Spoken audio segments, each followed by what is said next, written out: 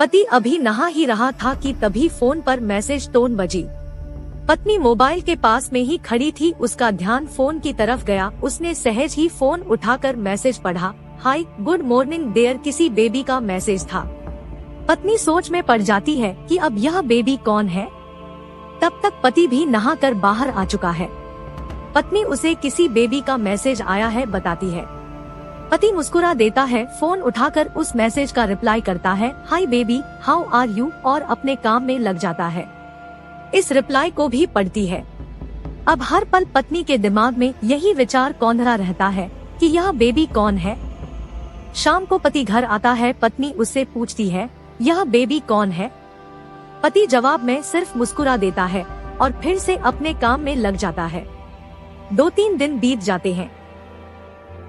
उन विचारों ने अभी तक पत्नी का पीछा नहीं छोड़ा था और फिर से पति के मोबाइल पर फिर एक बार बेबी का मैसेज आता है, आज तो मिलोगे कि नहीं, तुम्हारी बहुत याद आ रही है। इस मैसेज ने आग में घी का काम किया। पत्नी का शक और भी ज्यादा पक्का हो गया। बीच बीच में ऐसे मैसेजेस का आदान प्रदान होता रहता और पत्नी के मन में शक की जड़ें और गहरी होती गई। पति पूछने पर भी जवाब में सिर्फ मुस्कुराहट के और कुछ नहीं कहता। यह शक गुस्सा बनकर तब ज्वालामुखी की तरह फट पड़ता है जब एक दिन उसे अपने पति की जेब में सिनेमा की 2 टिकटें मिलती है। पत्नी अपने पति से बहुत झगड़ती है। पति उसे समझाने की कोशिश करता है लेकिन वह कोई भी बात सुनने को तैयार नहीं है। पति को भी उस पर गुस्सा आ जाता है और यह झगड़ा और भी ज्यादा बढ़ जाता है। गुस्से में पति घर से बाहर निकल जाता है। पत्नी का गुस्सा पति से कई गुना ज्यादा है। तुरंत वो अपना सारा सामान पैक करती है, एक चिट्ठी लिखती है कि मैं मायके जा रही हूँ हमेशा के लिए, और पति का घर छोड़कर चली जाती है। गुस्सा शांत होने पर जब पति घर आता है तो चिट्ठी पढ़कर उसके होश उड़ जाते हैं। 10 दिन बीत जाते हैं और गांव के उस घर पर डोरबेल बजती है जहां पत्नी रहने चली गई है। पत्नी दरवाजा खोलती है। दरवाजे पर 10 साल की एक छोटी बच्ची हाथों में चिट्ठी लिए खड़ी है। वह पत्नी को वह चिट्ठी देती है।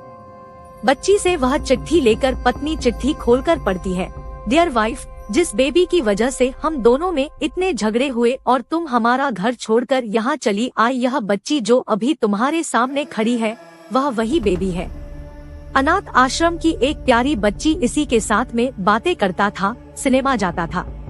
पहली बार जब तुमने बेबी के बारे में पूछा था तो मैंने जानबूझकर तुम्हें नहीं बताया था। सोचा था थोड़ा मजाक करता हूँ, देखता हूँ तुम कैसे रिएक्ट करती हो, लेकिन मैंने यह कभी नहीं सोचा था कि तुम्हारा शक इतना बढ़ जाएगा कि तुम घर ही छोड़ दोगी।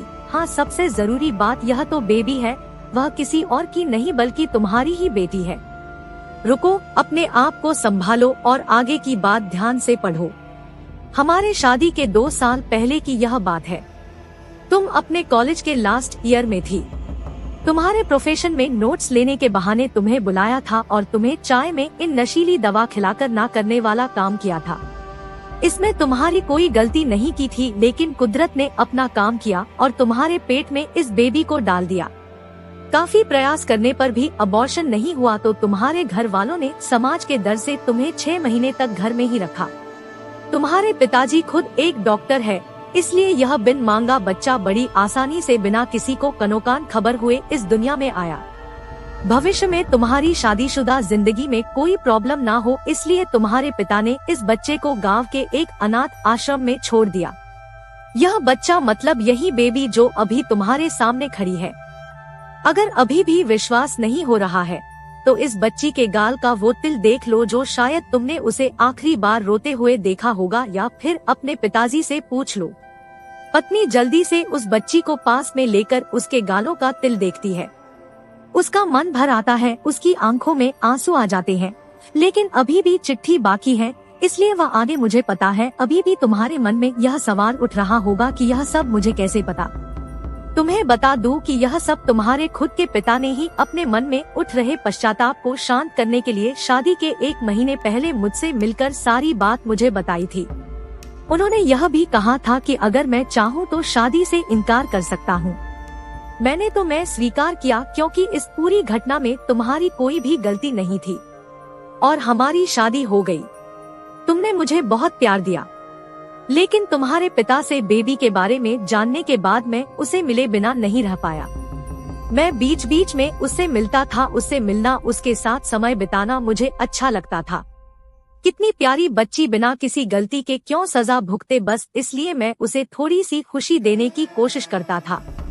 बस मुझे इतना ही कहना था। अब अगर तुम फिर से अपने घर आकर मेरे साथ रहना चाहो तब और सिर्फ तभी गैलरी में आ जाओ, तुम्हारा और सिर्फ तुम्हारा डियर पति।